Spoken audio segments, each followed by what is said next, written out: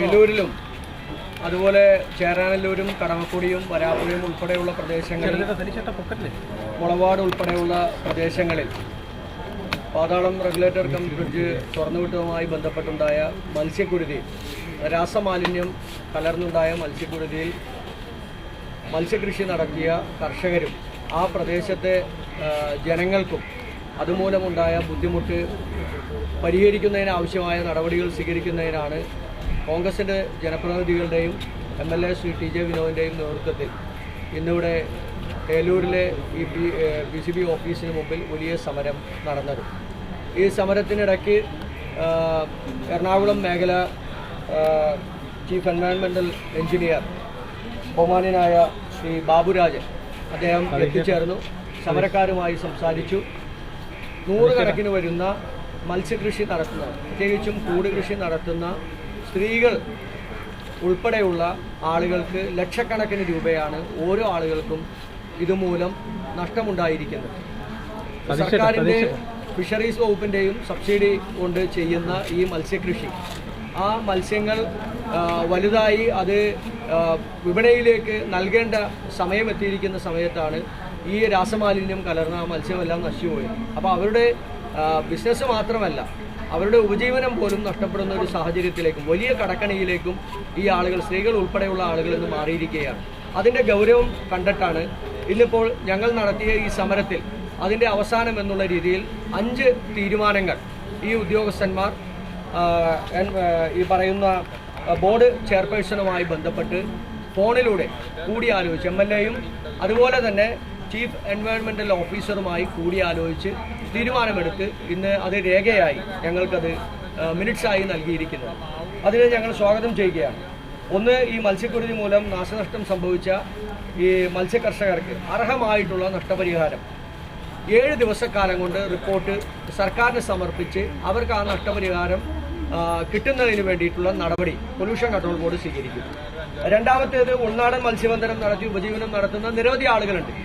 ഇപ്പോൾ ഈ പ്രദേശങ്ങളിലെ ഈ പുഴയിലും ഈ കായലിലും ഒക്കെ മത്സ്യബന്ധനം നടത്തുന്ന നൂറുകണക്കിന് ആളുകളാണ്, അതുമൂലം ജീവിക്കുന്ന ആളുകളുണ്ട്. അവരെ സംബന്ധിച്ചിടത്തോളം ഇനി ഒരു 6 മാസക്കാലത്തേക്ക് പൊല്യൂട്ടറായിട്ടുള്ള ഈ വെള്ളത്തിൽ മത്സ്യം ശേഖരിക്കാനോ അല്ലെങ്കിൽ അത് വിൽപ്പന നടത്താനോ അവർക്ക് സാധിക്കുകയില്ല.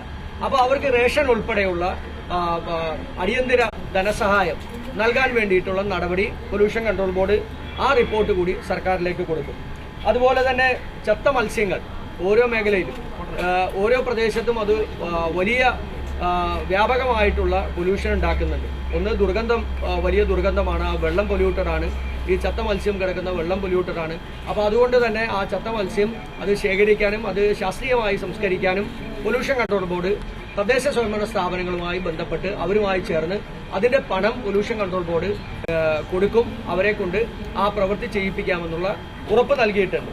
അതുപോലെ ഔദ്യോഗിക ജോലിയിൽ അനാസ്ഥ കാണിച്ച കുറ്റക്കാരായിട്ടുള്ള ഉദ്യോഗസ്ഥന്മാർക്കെതിരായി മാതൃകാപരമായിട്ടുള്ള ശിക്ഷാ നടപടി അത് സ്വീകരിക്കുമെന്ന് പൊല്യൂഷൻ കൺട്രോൾ ബോർഡ് തന്നെ പറഞ്ഞിട്ടുണ്ട്. ഇവിടെ 20 ഉദ്യോഗസ്ഥന്മാരുണ്ട്. ഈ മിനിഞ്ഞാന്ന് 3 മണിക്ക് ഈ മത്സ്യങ്ങൾ ചത്തുപൊങ്ങി. അതിനുശേഷം ഈ റെഗുലേറ്റർ തുറന്നുവിട്ടതുമായി ബന്ധപ്പെട്ടുണ്ടായ ഈ പ്രശ്നങ്ങൾ അറിഞ്ഞിട്ടും പിറ്റേ ദിവസം രാവിലെയാണ് ഈ ഉദ്യോഗസ്ഥന്മാർ അവിടെ വരുന്നതും അതെല്ലാം ഈ മത്സ്യങ്ങൾ ശേഖരിക്കുന്നതും വെള്ളം ശേഖരിക്കുന്നതും. അപ്പോൾ കുറ്റകരമായിട്ടുള്ള അനാസ്ഥയാണ്. അറിഞ്ഞിട്ടും തിരിഞ്ഞു നോക്കാതെ അങ്ങോട്ട് പോകാതെ ഇരുന്ന ഉദ്യോഗസ്ഥന്മാർക്കെതിരായി നടപടികൾ സ്വീകരിക്കണമെന്ന് ഞങ്ങളുടെ ഉറപ്പിൽ അന്വേഷണം നടത്തി കുറ്റക്കാരായിട്ടുള്ള ഉദ്യോഗസ്ഥന്മാർക്കെതിരായി നടപടി സ്വീകരിക്കാമെന്ന് പറഞ്ഞു.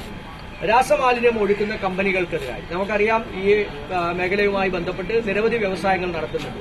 പൊല്യൂട്ടറായിട്ടുള്ള ഈ രാസമാലിന്യങ്ങൾ ഉൾപ്പെടെയുള്ള ഈ വ്യവസായങ്ങൾ നടത്തുന്ന ഈ കമ്പനികളിൽ നിന്നുള്ള ഈ രാസമാലിന്യങ്ങൾ ഈ മഴക്കാലത്ത് മഴ പെയ്യുന്ന സമയത്ത് തുറന്നുവിടുന്നതാണ് ഇത്തരത്തിലുള്ള മത്സ്യക്കുരുതി ഉണ്ടാകുന്നതും വെള്ളം പൊല്യൂട്ടർ ആകുന്നതും. അപ്പോൾ അതുകൊണ്ട് വ്യവസായങ്ങൾ നടത്തുന്ന ആളുകൾക്ക് സർക്കാരിന്റെ പാരിസ്ഥിതികമായിട്ടുള്ള തീരുമാനപ്രകാരം ശാസ്ത്രീയമായിട്ടുള്ള അവരുടെ ഉൽപ്പന്നങ്ങൾ, അതിനകത്ത് വരുന്ന മാലിന്യങ്ങൾ അത് ഡിസ്ചാർജ് ചെയ്യുമ്പോൾ നടത്തേണ്ട ക്രമീകരണം അത് നടത്താതെ തന്നെ നേരിട്ട് പുഴയിലേക്കും അതുപോലെ തന്നെ കായലിലേക്കും ഒഴുക്കിവിടുന്ന ഈ കമ്പനികൾക്കെതിരായി അന്വേഷണം നടത്തി നടപടി സ്വീകരിക്കാമെന്ന് കൂടി പൊല്യൂഷൻ കൺട്രോൾ ബോർഡ് പറഞ്ഞിട്ടുണ്ട്. അതിൽ ഞങ്ങൾക്ക് അത്ര വിശ്വാസമില്ല. കാരണം കഴിഞ്ഞ 8 വർഷക്കാലമായി ഒരു കമ്പനികൾക്കെതിരായി ഒരു നടപടിയും ഇതുവരെ സ്വീകരിക്കാൻ കഴിഞ്ഞിട്ടില്ല. വായുവിലൂടെയും വെള്ളത്തിലൂടെയും ഈ ഭൂമിയിൽ മുഴുവൻ പൊല്യൂട്ടഡ് ആകുന്ന നിരവധിയായിട്ടുള്ള കമ്പനികൾ ഇവിടെ പ്രവർത്തിക്കുന്നുണ്ട്. ഞങ്ങൾ കമ്പനികൾക്കെതിരല്ല, പക്ഷേ ശാസ്ത്രീയമായ അത് സംസ്കരിക്കാനുള്ള മാർഗങ്ങൾ കമ്പനികൾ തേടേണ്ടതാണ്. അതിന് മാർഗനിർദ്ദേശങ്ങൾ സർക്കാരിൻ്റെയും പാരിസ്ഥിതിക വകുപ്പിൻ്റെയും എല്ലാം നിലനിൽക്കുമ്പോൾ തന്നെ വ്യവസായ വകുപ്പ് ഉൾപ്പെടെയുള്ള ആ നൽകുന്ന മാർഗനിർദ്ദേശങ്ങൾ സ്വീകരിക്കാതെ പോകുന്ന ആ കമ്പനികൾ ഈ നാട്ടിലെ ജനങ്ങളോട് ചെയ്യുന്ന ഏറ്റവും വലിയ ക്രൂരതയാണ്. ഒന്ന്, വ്യവസായ മന്ത്രിയുടെ മണ്ഡലം കൂടിയായിട്ടുള്ള കളമശ്ശേരിയിൽ വ്യവസായ മന്ത്രി തന്നെ ഇത് ശ്രദ്ധിച്ചില്ലെങ്കിൽ പിന്നെ ആരാ ശ്രദ്ധിക്കുന്നത്? ഇത്രയധികം ഗുരുതരമായിട്ടുള്ളൊരു വിഷയമുണ്ടായിട്ടും വ്യവസായ മന്ത്രി ഈ പ്രദേശത്തേക്ക് തിരിഞ്ഞു നോക്കിയിട്ടില്ല. ഈ ഏലൂര് പോലെ അല്ലെങ്കിൽ ഈ സമീപ പ്രദേശങ്ങളിലുള്ള ഈ പഞ്ചായത്തുകളിൽ സാധാരണക്കാരും പാവപ്പെട്ടവരും താമസിക്കുന്ന ഈ പ്രദേശങ്ങളിൽ ഈ പാവപ്പെട്ടവർക്ക് ഈ ബുദ്ധിമുട്ടുണ്ടായിട്ട് മന്ത്രിയുടെ മണ്ഡലത്തിൽ നിന്നുണ്ടായ പ്രശ്നം കൊണ്ടുണ്ടായിട്ട് മന്ത്രി ഒന്ന് തിരിഞ്ഞു നോക്കണ്ടേ? ഉദ്യോഗസ്ഥന്മാരോട് നിർദ്ദേശങ്ങൾ കൊടുത്ത് ആ റിപ്പോർട്ടിന്റെ അടിസ്ഥാനത്തിൽ സഹായങ്ങൾ നൽകും എന്നൊക്കെ പറഞ്ഞാൽ എത്ര നിർദ്ദേശങ്ങൾ കൊടുക്കുന്നു, എത്ര വിഷയങ്ങൾ ഉണ്ടായിരിക്കുന്നു, അതിനകത്തൊക്കെ എന്തൊക്കെയാണ് സംഭവിച്ചിരിക്കുന്നത് നമ്മൾക്ക് എല്ലാവർക്കും അറിയാം. അപ്പൊ അതുകൊണ്ട് അത് ഗൗരവമാണ്. മന്ത്രി ഇല്ലെങ്കിലും ഈ നാട്ടിലെ ജനങ്ങളോടൊപ്പം കോൺഗ്രസ് ഉണ്ടാകും, UDF ഉണ്ടാകും, ഈ നാട്ടിലെ ജനപ്രതിനിധികൾ ഉണ്ടാകും, എല്ലാവരും ഉണ്ടാകും. അതുകൊണ്ടാണ് ഈ നാട്ടിലെ ജനങ്ങളോടുള്ള പ്രതിബദ്ധത കൊണ്ട് തന്നെയാണ് ഞങ്ങൾ ഇവിടെ ഈ സമരവുമായി രംഗത്ത് ഇവിടെ എത്തിച്ചേർന്നിരിക്കുന്നത്. തീർച്ചയായും ഈ സമരം ചെയ്ത നിരവധി ആളുകളുണ്ട്, വിവിധ രാഷ്ട്രീയ സംഘടനകളുണ്ട്.